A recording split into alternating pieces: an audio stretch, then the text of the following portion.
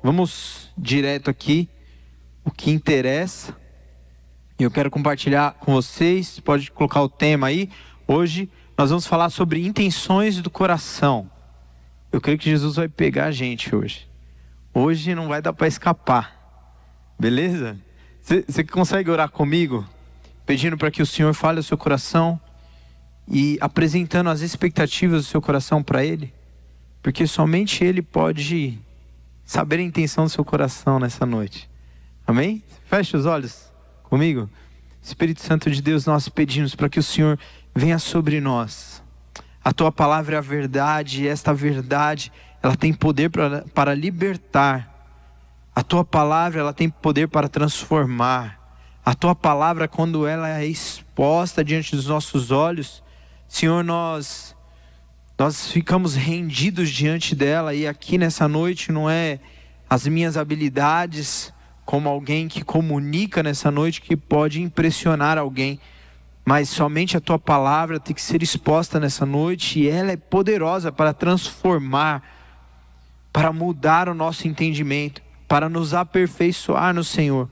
Então que nessa noite o Senhor fale ao nosso coração, que o Senhor nos surpreenda, que o Senhor mude a rota da nossa vida para um caminho ainda mais excelente nessa noite. É o que nós te pedimos, te agradecemos.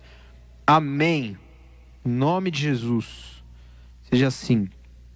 Bom, primeiro ponto, quero falar sobre intenção. Então, intenção, o que é intenção?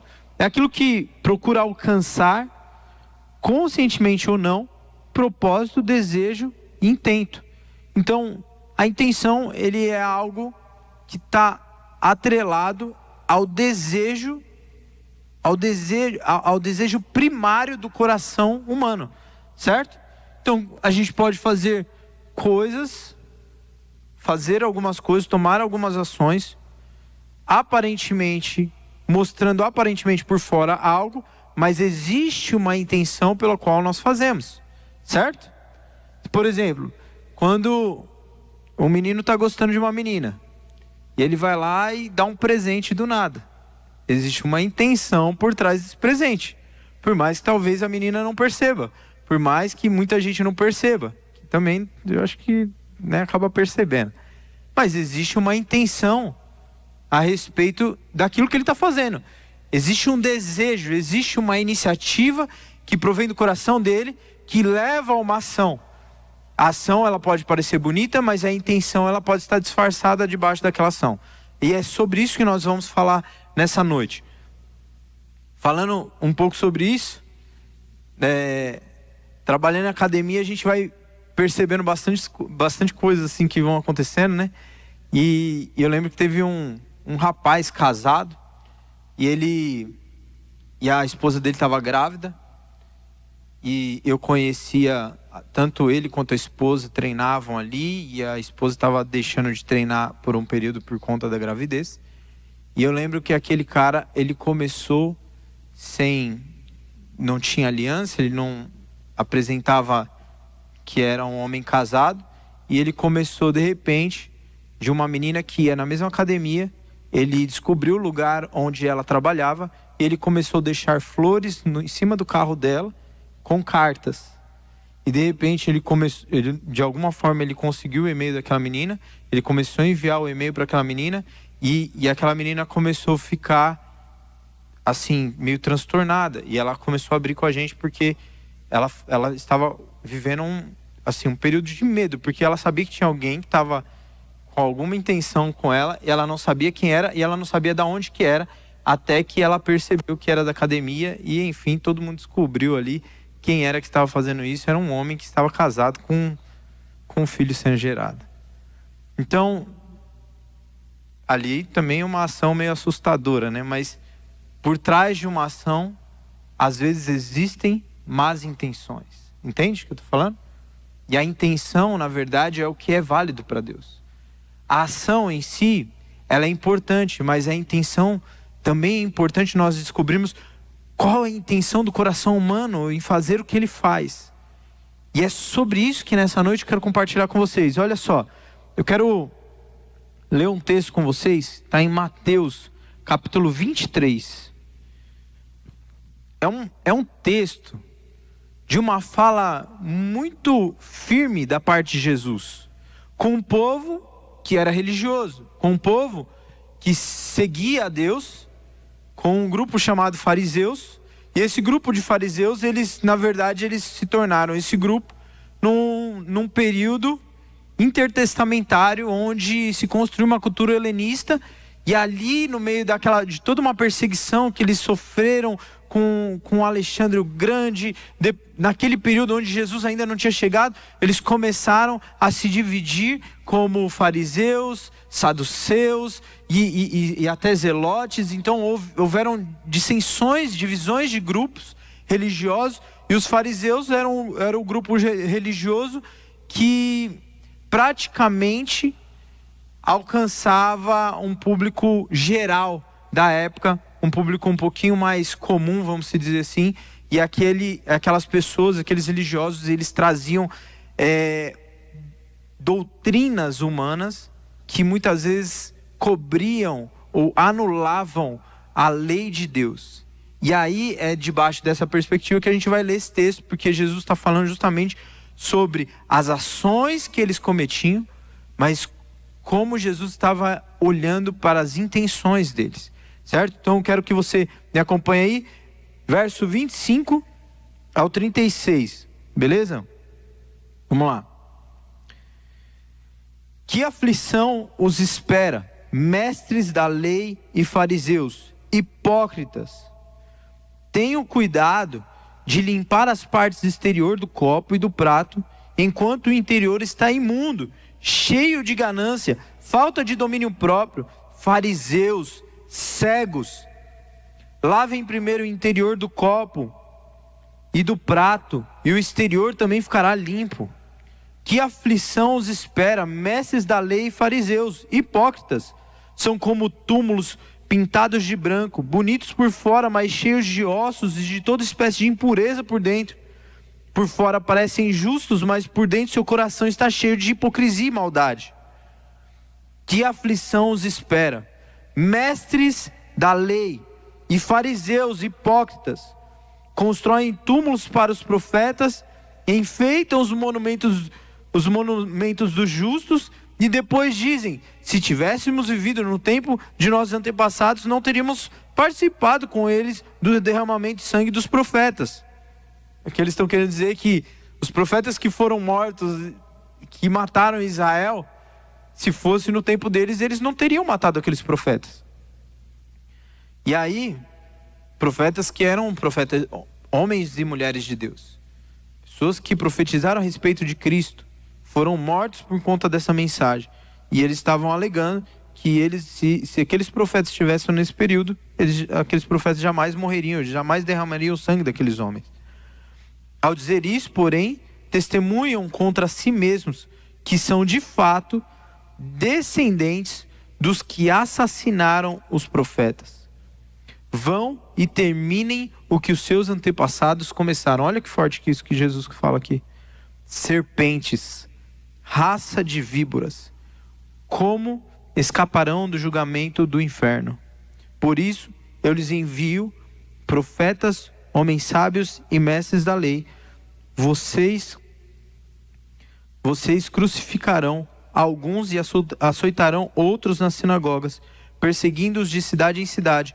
Como resultado, serão responsabilizados pelo assassinato de todos os justos de todos os tempos, desde o assassinato do justo Abel até de Zacarias, o último profeta assassinado, filho de Baraquias, que vocês mataram no templo, entre o santuário e o altar. E eu lhes digo a verdade: este julgamento cairá sobre a presente geração.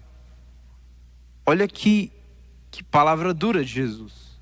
Mas a grande questão aqui é que Jesus está falando sobre um estilo de vida que eles estavam vivendo, mas sobre algo imundo que eles carregavam dentro deles.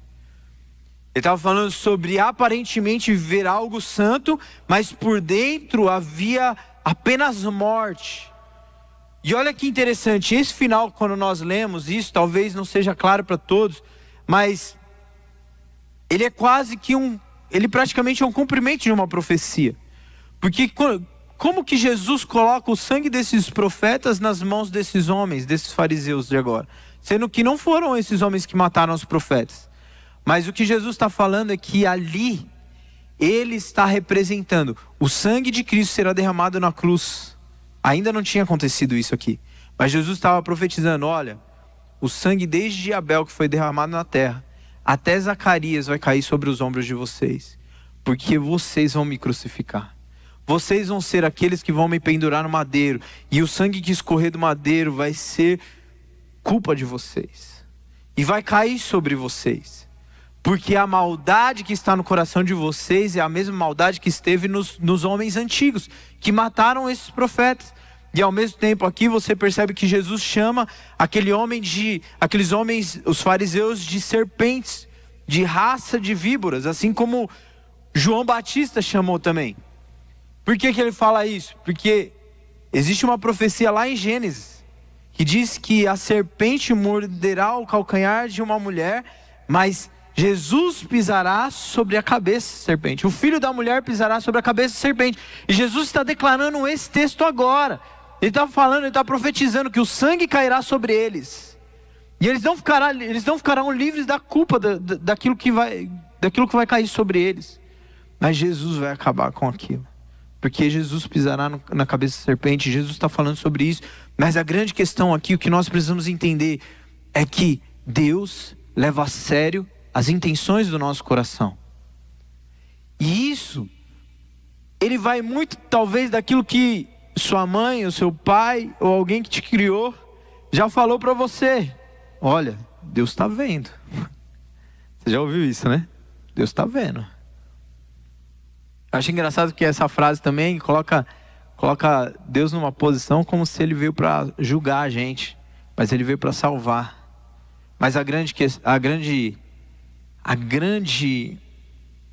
notícia aqui, e a verdade dessa frase, é que independente de tudo, de fato Deus está vendo. De fato, Deus conhece a intenção. De fato, Deus sabe o porquê nós falamos o que falamos e o porquê deixamos de falar o que deveríamos falar. Deus sabe toda a ação que nós tomamos. Deus sabe no fundo, qual é a intenção. E sabe o que eu acho interessante? Porque a palavra de Deus diz lá em Provérbios, que assim como a água reflete o rosto do homem ao homem, assim o coração do homem ao homem. E o que isso significa? Significa que o ser humano tem a autocapacidade de avaliar intenções do seu coração. Às vezes nós não queremos admitir o que nós sentimos. Às vezes nós queremos esconder até mesmo de nós mesmos, porque nós encontramos em nós um terrível sentimento, um terrível desejo, e às vezes a gente quer esconder até mesmo de nós, e tentamos encobrir essas intenções com outras desculpas, mas a verdade é que nós precisamos saber qual é a intenção do nosso coração quando nós tomamos uma ação, uma decisão. E para isso Deus importa. A decisão importa, a intenção importa. E aí a primeira parte que eu quero conversar com vocês, e aí antes de falar isso, talvez você já ouviu essa frase, né? De boas intenções o inferno está cheio. Quem já ouviu essa frase? De boas intenções o inferno está cheio. O que significa essa frase? Que a pessoa pode ter boa intenção, mas ela pode fazer a coisa errada. Mas nessa noite também quero falar, sabe sobre o quê? Mas de boas ações e más intenções também se enche o inferno. De boas ações e de más intenções também se enche o inferno. Tá aí? Aí, ó, de boas intenções o inferno está cheio. O próximo? Tem um próximo slide? Tem um próximo aí, vai aparecer. Ah, tá ali, ó. Aí. Mas de boas ações e más intenções também se enche o inferno. E é sobre isso. Nós estamos num lugar onde o nosso coração ele precisa ser íntegro. Ele precisa ser inteiro. Eu estava na minha leitura contínua, né, na minha devocional diária, eu estava estudando justamente um texto da história de Amazias, um rei de Judá. E Amazias, embora eu não coloquei aqui na mensagem, mas eu quero ressaltar aqui, e quando se fala de um coração inteiro, quando se fala de intenções, É engraçado que o texto começa contando a história de Amazias da seguinte forma: Amazias seguiu o rumo do caminho do seu pai, serviu a Deus. E aí ele vai contando que Amazias foi um homem que tomou boas decisões. Mas aí ele vai elogiando Amazias durante o texto. Daqui a pouco ele pega e fala assim: mas Amazias não serviu o Senhor com todo o seu coração. E aí você vai ver o final da história de Amazias, é terrível. Porque em certo momento, depois de uma grande vitória que Deus dá nas mãos dele, porque ele estava pedindo um exército inimigo para ajudar ele numa guerra que ele precisava guerrear, que tinha tomado as cidades deles. Então ele quer a ajuda do povo de Israel, do reino do norte. Então ele quer aquela ajuda. Aí ele vai solicitar, ele solicita ajuda. O rei de Israel já libera os soldados. E Deus fala para ele assim: olha, pode dispensar os soldados. E ele já tinha pagado para o rei o empréstimo dos soldados. Ele falou assim: pode dispensar os soldados. Ele falou: Senhor, mas eu já paguei. Pode deixar pago, que a vitória eu vou dar sem a ajuda deles. Se você se juntar a eles, você vai perder a guerra. E aí ele faz isso, ele libera os soldados que ele tinha contratado ali. Ele vai para a guerra com menos pessoas e ele vence a guerra. Mas ao vencer a guerra, depois de um cumprimento de uma promessa de Deus para ele, ele se volta a ídolos. E aí o coração dele vai embora. A primeira coisa que ele faz quando ele vence a guerra é sacrificar a outros deuses. Ele estava indo tão bem. Ele estava num lugar onde Deus colocou, ele estava obedecendo a Deus, mas de repente cai sobre ele. E eu não sei o porquê Amazias abandona um Deus que deu vitória para ele e começa a servir um Deus do povo inimigo que ele venceu. E a palavra do profeta a ele, após isso, é justamente isso. Ele fala assim: como você pode adorar os deuses daqueles que não puderam proteger o seu próprio povo? E eu que dei vitória para você, você não me adora. E ali entra todo o contexto de Amazias, mas a grande questão é essa. A gente precisa entender que nosso coração ele precisa ser guardado. E nós precisamos entender que Deus ele tem um zelo por aquilo que é certo. E o coração reto é quando nós fazemos as coisas certas, com a intenção certa, na hora certa. Em qualquer lugar que nós estivermos, nós mantermos a nossa conduta reta diante de Deus. Entende? Então nós precisamos ter esse coração. E o primeiro ponto que eu quero falar com vocês é sobre boas intenções, mas as más ações.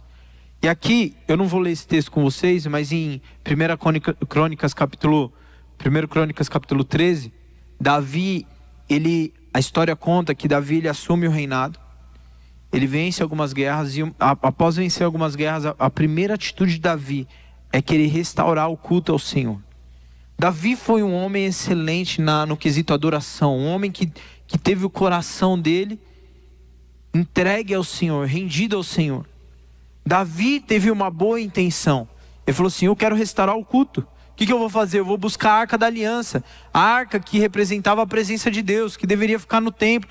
E Davi vai atrás daquela arca que estava com os filisteus, com o povo inimigo. Davi vai atrás ele vence a guerra, vai atrás da arca e ele volta com a arca. Ele volta celebrando. Mas o que acontece? Quem sabe o que acontece? Ninguém? Mas assim, o que acontece? Quando Davi está voltando para a terra de Israel ali, com a arca, festejando, eles colocam a arca dentro de uma carroça. E ele coloca um homem para guardar, para zelar pela arca, para que a arca ela não caia, para que a arca seja protegida. Ele coloca um homem qualquer. Uzá é o nome dele. Em algum momento na viagem, os bois fazendo uma curva, a carroça ela dá aquela topada numa pedra e a arca ameaça cair, porque a carroça ela ameaça virar ali. Instintivamente Uzá, com toda a boa intenção, ele agarra a arca para tentar proteger a Arca da Aliança. Você concorda que é justa a intenção? Você concorda comigo que é justa a intenção de Davi? Ele quer a presença de Deus, como nós queremos. E a intenção de usar? Ele quer proteger a arca. Mas sabe o que acontece? A palavra fala que um raio cai do céu direto sobre Uzá. No exato momento que ele toca na arca, um raio cai sobre ele e fulmina ele na hora, ele é morto.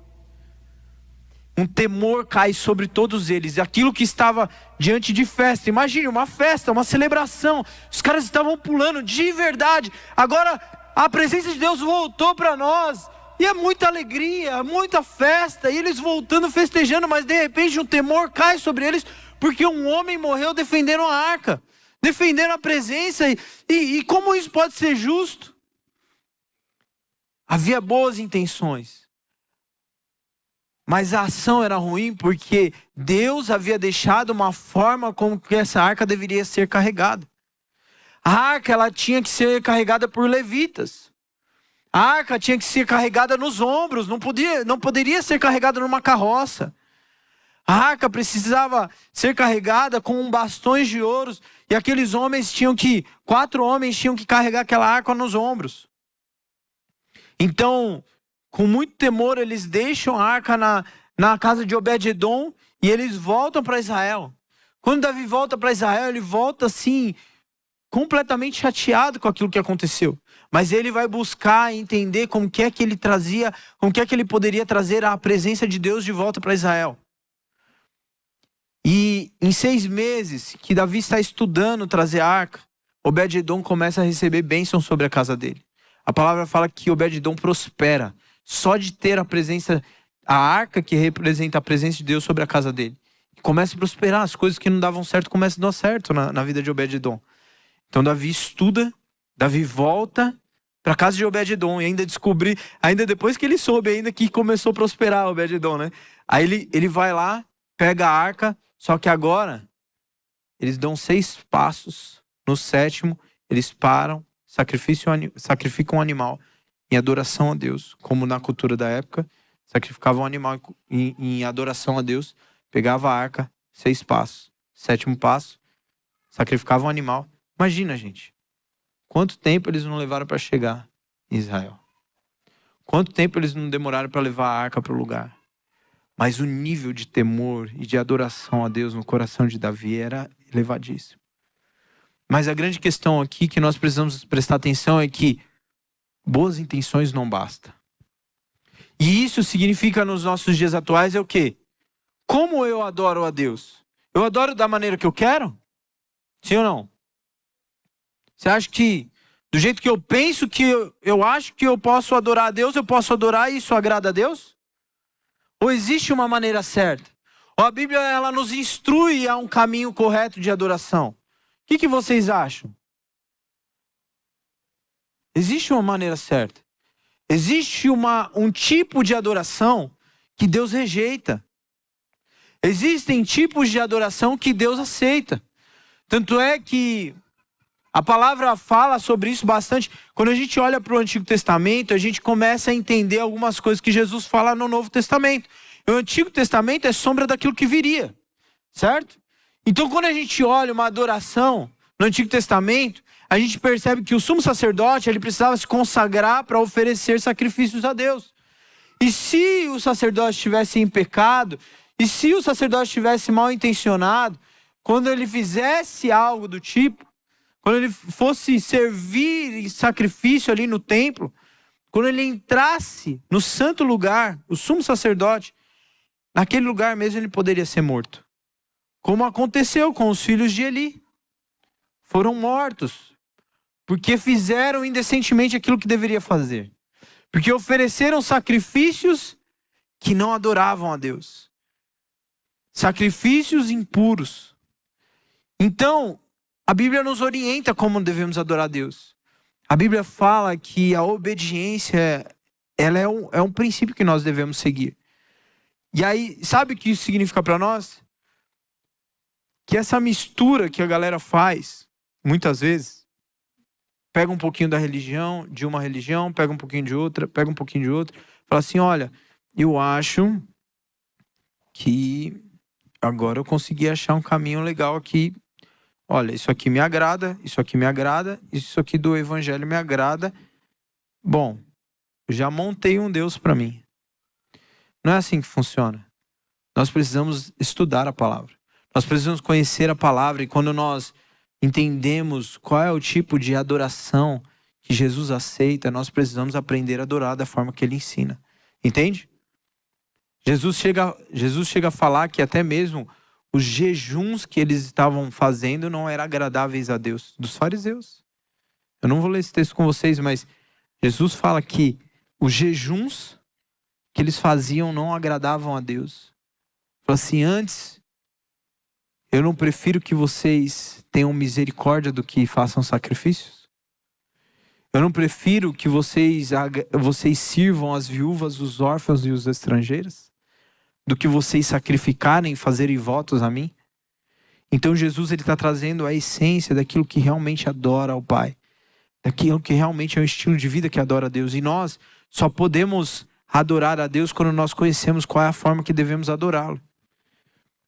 E uma das coisas que eu quero deixar para o seu coração é que Deus, ele é espírito.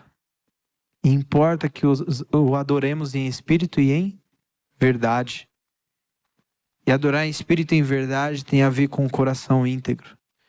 Tem a ver com boas intenções, mas também sobre o conhecimento da palavra. Sobre sabermos que um simplesmente levantar de mãos e palavras que saem da nossa boca, talvez seja julgado como Jesus está julgando os fariseus. Porque lá em Mateus capítulo 15, se a gente for voltar, um texto que a Letícia compartilhou conosco no 2 sábados atrás, que Jesus está falando justamente isso. Ele fala assim, olha, com os teus lábios me adoram, mas teu coração está distante de mim. Vocês parecem que são santos. Vocês parecem que estão me adorando, mas o teu coração está distante daquilo que eu estou falando. Então, nessa noite, a grande questão não é que eu quero trazer um peso para você, mas eu creio que Jesus, ele está alinhando o nosso coração, amém? Amém? Eu creio que Jesus, ele está mostrando para nós, como essa geração, que não adianta simplesmente a gente viver enfeitando a nossa vida por fora. Jesus fala isso, não adianta você limpar o copo por fora, você precisa limpar o copo por dentro. O prato que você come, você limpa por dentro, não por fora. Embora a gente limpa tudo, né? Mas o que ele está falando, que torna aquilo que nós comemos impuro, e aí lá em Mateus 15 ele vai falar sobre isso também, é aquilo que sai do nosso coração. O coração é a essência daquilo que nós estamos falando hoje, gente. Falar sobre intenção é falar sobre diretamente o que está produzindo no nosso coração. E o que vem do nosso coração é aquilo que realmente vai ser digno de juízo para Deus. Vai ser a matéria de juízo, a matéria que vai ser julgada, não vai ser simplesmente nossas ações, mas a intenção também. Amém? Então, o segundo ponto que eu quero falar são sobre as más intenções, mas com boas ações. E aqui eu destaquei o texto de Ananias e Safira. Por causa do tempo eu não vou ler com vocês, eu ia ler com vocês, mas não vou ler. Você tenta acreditar em mim, mas você lê a palavra também. Tem que ler, viu? Você confere depois. O que fala em Atos aqui? E isso é muito forte, tá? A galera acabou de ser batizada no Espírito Santo. Eles receberam a promessa do Espírito sobre eles. Eles saíram. E a gente estava com o pastor Osmar aqui. Quem estava aí na imersão de casais? Os casados. É isso aí. Foi bênção, né, gente? Nossa, glória a Deus. Mas na sexta-feira o pastor Osmar falou justamente sobre isso. Ele falou assim que acho que um dos movimentos mais profundos que aconteceu em Atos não foi simplesmente o batismo do Espírito Santo no sentido dos dons terem sido entregues aos homens, mas o movimento de generosidade que foi gerado na igreja. A igreja primitiva, acho que foi hoje, né? Foi hoje que falou, foi o Leandro que falou, né? Eu já estou até invertendo, foi, né? Foi o Leandro que falou. Pastor, ele falou assim que o movimento mais forte que o Espírito gerou na igreja foi o movimento de generosidade. Eles davam tudo. Eles consideravam, a palavra em Atos diz que eles consideravam que eles tinham em comum, a ponto de você usar o meu tênis, você usar minha camiseta, você usar meu carro, você ter acesso ao que eu tenho. E esse foi o estilo de vida que o Espírito Santo gerou no início, na igreja primitiva. Eles davam terrenos, Eles davam, eles trabalhavam para que outros pudessem comer. Isso foi um movimento muito forte no princípio. E o Espírito Santo gerou isso. E aqui estava acontecendo todo esse mover. Ananias e Safira fizeram algo muito cruel. Eles tiveram uma boa ação, mas eles tiveram uma má intenção no seu coração. Sabe o que acontece? Eles estavam nesse mover, a galera estava doando tudo que tinha. As pessoas davam terreno, davam dinheiro, davam casas. E Ananias e Safira, um casal, eles concordaram em entregar. Eles disseram para Pedro: Pedro, nós vamos entregar um terreno, nós vamos vender um terreno e vamos colocar o dinheiro do terreno na mão de vocês. Tudo que temos, nós vamos dar para vocês. Só que a palavra fala que eles concordaram entre si que eles não dariam tudo. Eles falaram que dariam tudo, mas eles não deram tudo. Eles reteram parte daquilo. Hudson, qual é o problema se era deles? Sabe qual é o problema? Que eles já tinham consagrado a Deus. Eles já tinham falado que ia entregar tudo. Mas depois eles concordaram em reter. E sabe o que acontece? Eu nunca mais ouvi falar de alguma coisa parecida com isso que aconteceu. Eles falam assim: então por que não acontece nos dias de hoje? Primeiro porque talvez pura misericórdia de Deus sobre nossas vidas. Segundo, que isso acontece para mostrar o nível que Deus está falando sobre retidão. Eu creio que toda ação que acontece, de alguma forma Deus está querendo nos ensinar algum princípio. Então, ali, a primeira experiência de alguém que não teve um coração inteiro após o batismo do Espírito Santo foi de Ananias e Safira, que a Bíblia relata. O que acontece? Chega Ananias primeiro, chega lá diante de Pedro e fala assim: aqui está o dinheiro da venda. Pedro olha e o Espírito Santo traz para Pedro: por que você ousa mentir para o Espírito Santo? Fala que na hora, Ananias é fulminado, ele morre na hora. Ele apaga na hora, diante de toda a igreja, assim, pum, ele cai morto. Por que você mentiu o valor? Uma boa ação, se você for parar para pensar. Eles deram talvez boa parte do terreno. Eles estavam fazendo isso de boa vontade, talvez. Mas em um certo momento, eles mentiram aquilo que eles iam dar. Eles concordaram na mentira. E aí tem outro princípio que eu não vou falar hoje sobre esse texto. Mas eles concordaram em fazer aquilo que é errado. E ele caiu morto. Aí eles tiram o corpo de Ananias, daqui a pouco chega Safira. E Safira vem com o mesmo discurso que Ananias. Sabe o que acontece? Safira cai morta. Pum. Também. O casal morreu. Porque mentiu para o Espírito Santo. Porque falou que ia entregar tudo, mas não entregou tudo. Então, o outro princípio disso é que a consagração é algo sério. Que quando nós consagramos algo a Deus, aquilo é de Deus. Entende? A gente já falou um pouquinho disso esse ano, né? Certo? Vocês lembram? Não? Tem que lembrar, hein? Mas aqui a gente está falando sobre boas ações, mas a intenção foi ruim.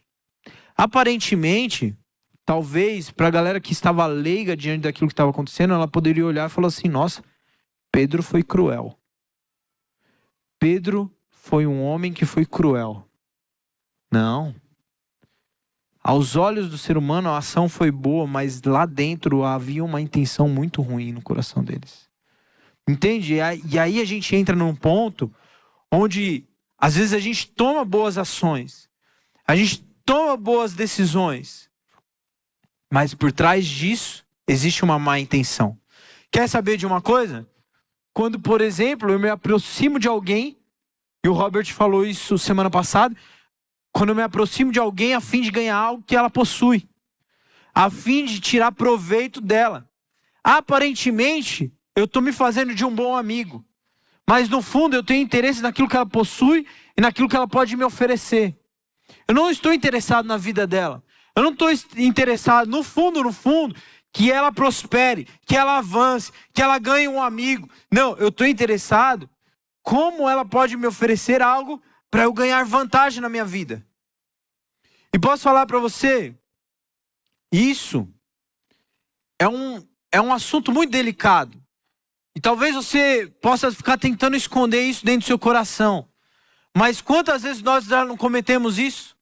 Quantas vezes nós nos aproximamos de alguém pensando naquilo que ela pode nos oferecer? Até mesmo esses dias, mas assim, nem se compara ao nível. Eu conheço um amigo, eu sou palmeirense, né? Mano, eu tô triste não, tá? Tô triste não. Paulistinha, tô brincando. Mas eu conheço um amigo que conhece o Veiga. Aí eu já tava pensando outro dia, ver com ele de conseguir uma camiseta do Veiga pra mim, né, tal. Mas ele é um amigo, eu não me aproximei dele por causa disso. Mas às vezes a gente faz isso, sabe? Eu falo assim, ele é amigo de tal pessoa. Ele é tal. Eu posso conseguir algo por ele. Eu posso ganhar vantagem em cima. Às vezes dentro do ministério. Se eu me aproximar do líder X, eu posso entrar em tal lugar. Se eu posso... Amigos, eu sei que o nosso contato com as pessoas, em algum momento, vai trazer virtudes. E isso vai acontecer. Mas o problema... Entende o que eu estou falando? É muito sutil. O problema é quando eu me aproximo com a intenção errada. Entende? Por exemplo, quantas vezes... os trampos que eu consegui mesmo, da minha carreira. Eu fui entrar num clube, fui indicado por alguém que me conhecia. Entrei num clube grande. Um clube onde eu dava aula para família do Temer, família do Haddad. Uma galera assim desse nível, assim. Entrei num clube assim. Sabe quando é fácil entrar? Foi fácil. Porque eu fui indicado para lá. Mas não foi uma falsa amizade que eu construí, não. Foi diante de bom trabalho. Foi diante de uma boa conduta que eu tive nos meus estágios, no meu trabalho, no lugar onde eu estive. Eu chamei a atenção de pessoas que tinham contato com outras pessoas e eles me indicaram. E fazendo um parênteses aqui, como é importante quando nós somos justos no nosso trabalho. Como é importante nós, como jovens, sermos exemplos de Deus no lugar onde nós estamos inseridos. Porque a palavra diz que tudo que fazemos devemos louvar ao Senhor. E isso é adoração a Deus, até a maneira como nós trabalhamos. Quando nós não mentimos no nosso trabalho. Quando nós nos recusamos à injustiça no nosso trabalho. É importante que nós sejamos justos no lugar onde nós estamos. E refletindo o caráter de Cristo no lugar onde estamos. Isso é testemunho. Isso abre portas. Isso fecha portas ruins. Com certeza fecha portas ruins. E abre excelentes portas de emprego para nós. E aí, eu lembro que depois desse clube, fui para outro lugar. Vocês sabem que eu já trampei na Smart. E foi mó engraçado, porque quando eu fiz o processo seletivo da Smart, eu cheguei numa sala, acho que tinha mais de 50 professores concorrendo a pouquíssimas vagas. Na época que eu fiz. Quando eu sentei para fazer o primeiro processo seletivo ali, o cara que subiu para aplicar o processo seletivo era um cara que tinha trampado comigo. Ele olhou assim para mim, ele, Hudson? Aí sabe quando você vê que os outros professores já olham para você e já, esse daí já passou. Mas foi meio que isso. Foi meio que isso, já tinha passado. Aí, dali, eu ia para uma entrevista individual com uma líder de uma academia local. Aí eu passei naquela primeiro processo. Quando eu cheguei para sentar na entrevista, uma professora que trabalhou comigo naquele clube que eu falei, e a outra que fez faculdade comigo, as duas sentadas lá. Foi mais fácil que isso, meu. Tanto é que ela nem ficou perguntando muita coisa da minha vida, ela já foi falando como ia funcionar o trampo. Então, tipo assim, passei. Quando ela me viu, ela falou assim, nossa, que bom ter alguém que eu conheço. Falei, nossa, passei. Já era, tô dentro. E assim, como isso abre porta, gente. E durante toda a minha jornada na Smart, né? Como eu conheci gente, como eu tratei bem as pessoas. Mas a grande questão é que nós devemos ser excelentes no lugar onde nós estamos. E quando nós fazemos isso com o coração íntegro, com boa intenção, o Senhor, Ele abre portas. E aí é sobre isso que eu quero falar. E só um detalhe. Tem uma história de Simão também. Tem um homem que mexia com magia e numa região, e aquele homem viu que todo mundo começou a ser batizado no Espírito Santo, o negócio dele parou. E ele se converteu a Deus. Depois ele vai atrás de Simão Pedro e fala assim, ó, Pedro, cara, eu quero esses dons. Eu quero esses dons também. Parece legítimo aquilo que ele quer. Mas no fundo, ele queria os dons para fazer milagres, para ganhar dinheiro em cima. Era essa a intenção do coração do cara. Na hora, Pedro, o Espírito Santo traz discernimento para Pedro. Fala assim, você está com o coração corrompido naquilo que você está pedindo. Que Satanás seja repreendido da sua vida. Se afaste. E Pedro é duro com ele. Porque mesmo com uma boa ação, porque ele queria ser cheio do Espírito Santo, havia uma má intenção por trás disso. Então, nós precisamos, amigos, ter boas intenções no nosso coração. E agora, por último, eu quero falar, já estou terminando aqui, mas por último eu quero falar sobre boas intenções e boas ações. E aqui eu trouxe o texto de Salomão, 1 Reis, eu quero ler com você. Quero ler, faço questão de ler com você, porque eu creio que isso aqui, ele nos ensina muito a respeito daquilo que agrada ao Senhor. Primeiro capítulo de Reis, livro de Reis.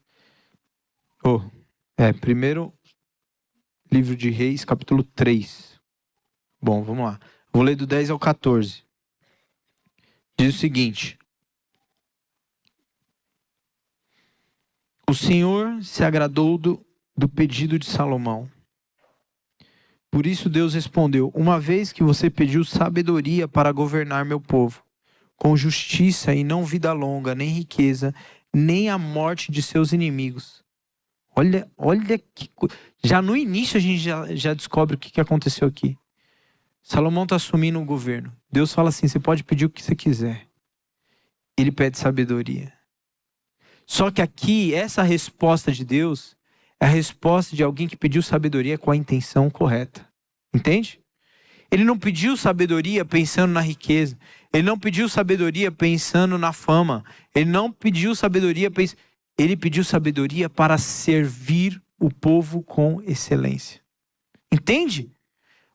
Olha como Deus responde a esse pedido de Salomão. Então, uma vez que você pediu sabedoria para governar o meu povo com justiça e não vida longa, nem riqueza e nem a morte de seus inimigos, atenderei ao seu pedido. Eu lhe darei um coração sábio e compassivo como ninguém teve nem jamais terá. Também lhe darei o que não pediu. Aqui, galera. Aqui é a chave. Aqui é a chave quando nós fazemos as coisas certas com a intenção correta. Deus, ele é um Deus abundante. Ele dá mais daquilo do que nós pedimos. Tem um texto em Efésios que diz que o Senhor é poderoso para fazer infinitamente mais, abundantemente além daquilo que nós pedimos ou pensamos, segundo o poder que opera em nós. Quando Deus fala que ele é poderoso para fazer infinitamente mais, abundantemente além, é porque quando há no nosso coração uma intenção correta e uma ação correta. Entende? É isso que está acontecendo aqui com o Salomão. E aí ele fala assim, olha, e eu vou também te dar, eu darei o que não pediu, riquezas e fama.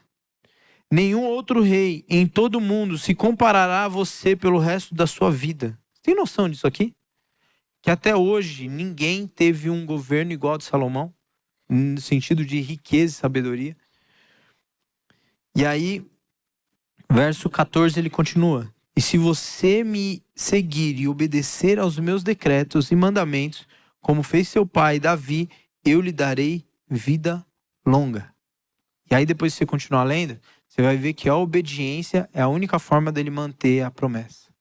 Existe uma condição, a obediência. Mas como é importante que nós tenhamos boas ações, com boas intenções. Como é importante nós crescermos na integridade do nosso coração. Amém? Eu creio que talvez eu não dei muitos exemplos suficientes a ponto de alcançar várias áreas, a falar sobre várias áreas da nossa vida. Mas eu creio que o Espírito Santo está falando no seu coração. E eu quero que você seja sincero com você. Porque Provérbios vai falar que assim como o rosto do homem reflete na água, para o homem, o coração do homem ao homem. E se nós temos a capacidade de olhar para dentro do nosso coração e descobrir e saber quais são as boas e más intenções que nós temos, eu creio que o Espírito Santo está tocando a gente nessa noite para talvez realinhar algumas áreas da nossa vida. Que isso pode acontecer no casamento, isso pode acontecer dentro da sua casa, isso pode acontecer dentro do ministério, isso pode acontecer dentro de uma universidade. Qual é a intenção pelo qual nós estamos vivendo? Quais são as vantagens que nós queremos a todo custo, que nós estamos até fazendo uma vida, aparentemente levando uma vida bonitinha, mas com uma intenção contaminada. E no fundo, como nós nos protegemos disso? Guardando o nosso coração. Guardando o nosso coração. Você pode ficar de pé junto comigo?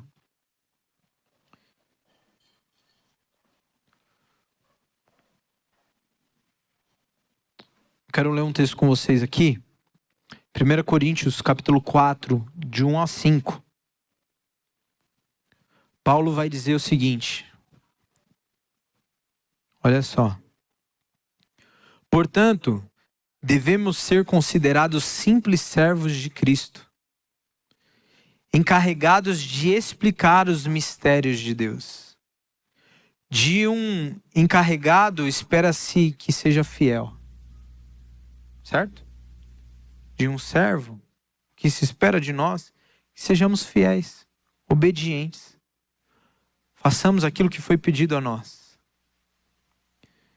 Quanto a mim, pouco importa como sou avaliado por vocês ou por qualquer autoridade humana. Sabe o que isso significa?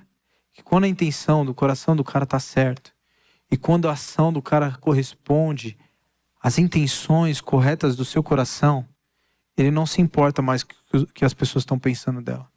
Entende?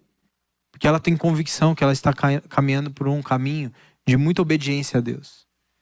E é isso que Paulo está falando aqui. E aí ele continua, na verdade, nem minha própria avaliação é importante.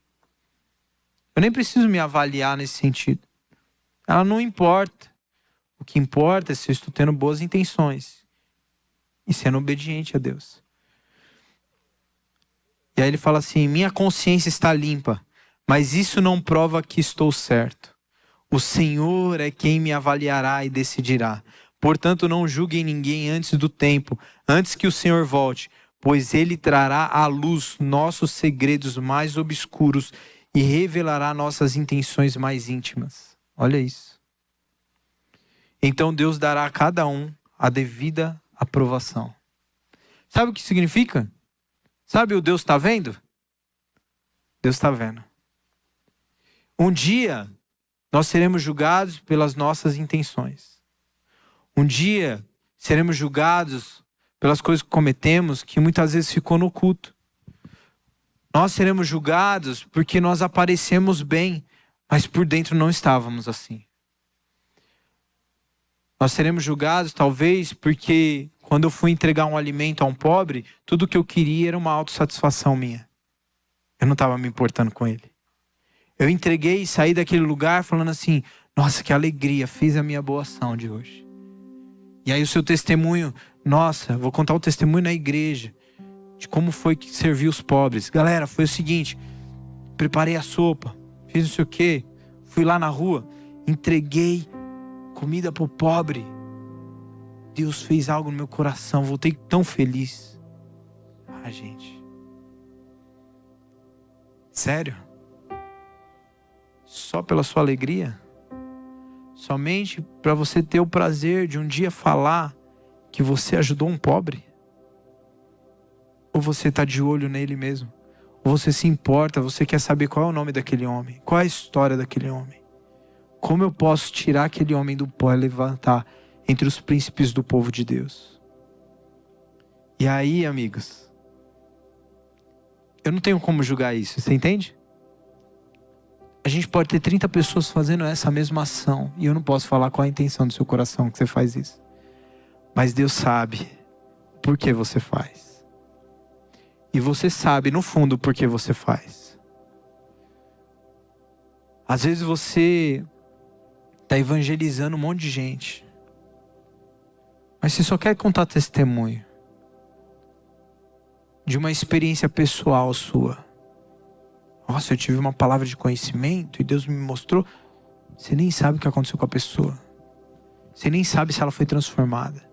Você nem sabe se ela está sendo cuidada e discipulada agora. Mas o importante é que Deus usou a sua vida para falar para ela que ela tinha um problema. O importante mesmo é você sair com a satisfação falando que você viveu algo impressionante com Deus.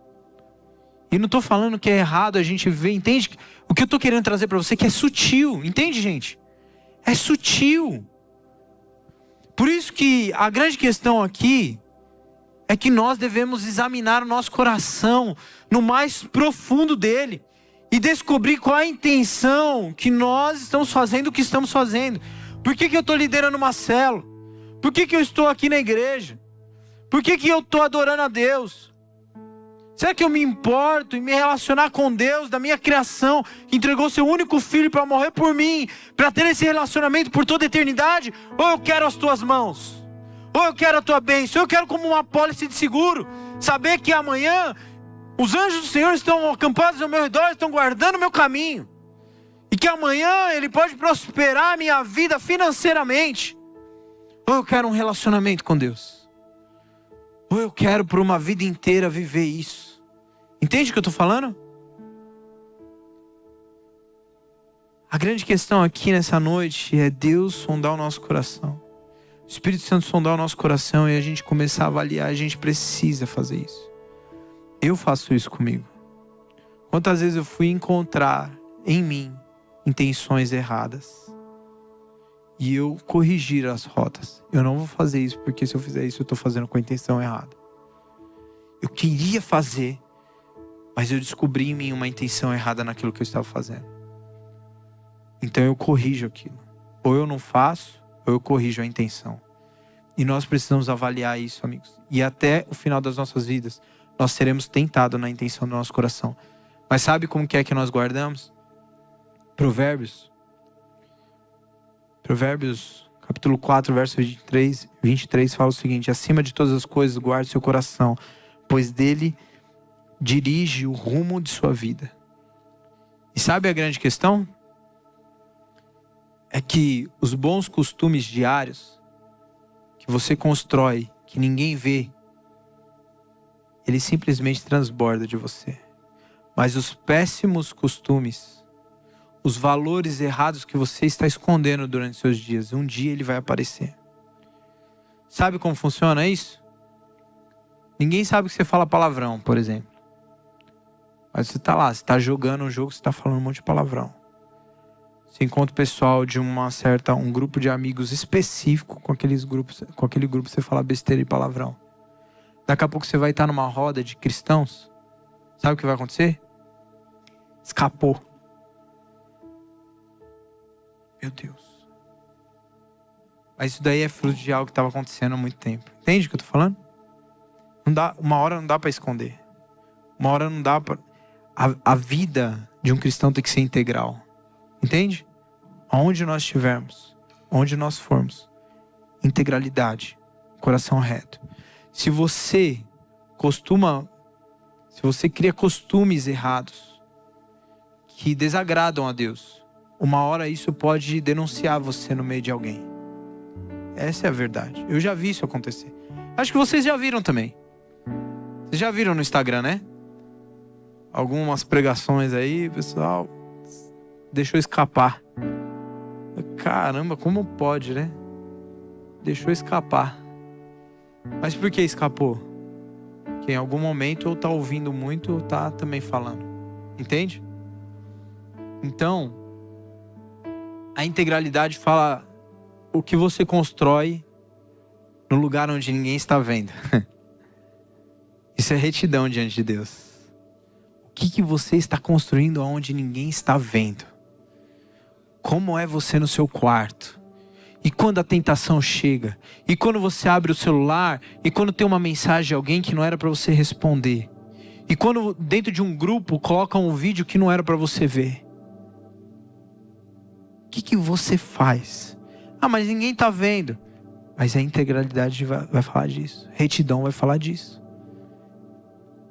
E quanto mais firme você é com as coisas justas de Deus, você protege as intenções do seu coração. Sabe, essa noite não é uma questão de eu fazer um apelo aqui e você vir aqui na frente. Mas é uma questão de você se autoavaliar nessa noite e falar assim: eu preciso mudar isso aqui. Cara, eu não vou mais alimentar esse tipo de coisa na minha vida. E a gente precisa ser, assim, ligeiro com essas coisas. Porque elas são como algo simples que vão chegando, mas que elas criam raízes e é difícil de tirar. É difícil de tirar quando eu implanto uma cultura que está corrompendo o Evangelho de Cristo no nosso coração. Aquilo vai minando a nossa força. Aquilo leva a gente a uma situação onde em algum momento você começa a viver uma dualidade de vida. Você começa a ser alguém em um lugar e em outro lugar outra pessoa. E sabe o que acontece? Esse tipo de situação, em algum momento, vai culminar em algum tipo de transtorno, de ansiedade, depressão e outras questões mais. Eu sei porque a gente conhece pessoas que viveram assim. É pesado demais. Por isso que a palavra diz: ou seja frio ou seja quente. Ou vem com o coração inteiro para mim, ou é melhor que você não fique nesse jogo. Isso é duro para você. O morno não dá para colocar na boca. Não dá para engolir. Não dá para... Ou vive uma parada ou vive outra. Não tem em cima do muro. Amém? Vamos orar? Feche teus olhos. Comece a se autoavaliar. Comece a olhar para dentro do seu coração e falar: Jesus, Espírito Santo de Deus, sonda o meu coração. A palavra de Deus diz em Hebreus, capítulo 4, verso 16. Ele diz assim, que o Senhor, a palavra de Deus, ela é poderosa, ela é como uma espada de dois gumes, que tem poder para ir até a divisão da espinha e da medula. Ela tem poder para ir até a divisão da alma e do espírito. E ela é poderosa para discernir as intenções do coração. Nessa noite, o que está como uma faca no teu peito se chama palavra de Deus. É a palavra de Deus que tem esse poder para entrar no lugar mais oculto da tua vida, o lugar mais escondido do teu coração. É somente a palavra que consegue trazer luz a um lugar onde você nem mesmo você enxergava. Mas a palavra de Deus está entrando em você nessa noite. Ele está trazendo para fora coisas que precisam ser melhoradas. A palavra de Deus diz que nós devemos ter uma vida em santidade. A palavra de Deus diz que sem santidade ninguém verá o Senhor. Ninguém verá a Deus sem a santidade. Mas antes nós devemos endireitar os nossos caminhos. Nós devemos voltar o nosso coração a Deus, voltar ao nosso Senhor Jesus, dizendo que é Ele que nós desejamos. Nós não queremos os bônus dos evangelhos, nós queremos Ele. Nós queremos obedecer ao Senhor. Nós queremos viver uma vida de integridade, de retidão.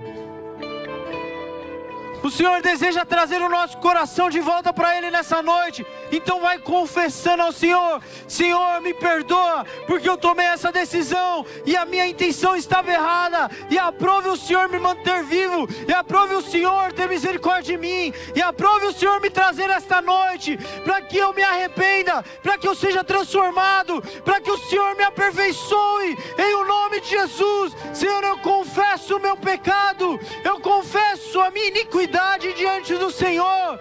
Eu preciso de Ti, e eu decido viver uma vida de retidão a Ti, Jesus. Senhor, me perdoe, porque por não conhecer a Tua palavra, tomei ações erradas, mesmo com boas intenções. Eu Te adorei de forma errada, eu Te cultuei de forma errada, porque eu não conhecia a Tua palavra. Mas me ensina a Tua palavra, me ensina a Tua verdade, corrige os meus caminhos. Santo Jesus, Santo Jesus, nos arrependemos nessa noite. Transforma as intenções do nosso coração, muda dentro de nós. Ah, Jesus, nós não queremos ser mudados por fora, nós queremos ser transformados de dentro para fora, de dentro para fora. Limpa o nosso interior, limpa o nosso interior nessa noite. Recebam, recebam, recebam como um lavar do Senhor, como o Senhor trazendo restauração. Não importa aquilo que você viveu até aqui, o importante é que o Senhor trouxe consciência nessa noite, que o Senhor está te levando para um lugar de aperfeiçoamento no Senhor. Ei, Jesus, restaura histórias. Talvez você vai sair deste lugar com um pedido de perdão para fazer para alguém, porque você confessar para essa pessoa que a decisão que você tomou, aquilo que você fez não foi com a boa intenção que você tinha, e você pedir perdão. Isso é uma decisão difícil, mas é a decisão de alguém que obedece ao Senhor, que se importa com a intenção, que tem o seu coração íntegro diante de Deus. Quero que você declare essa canção.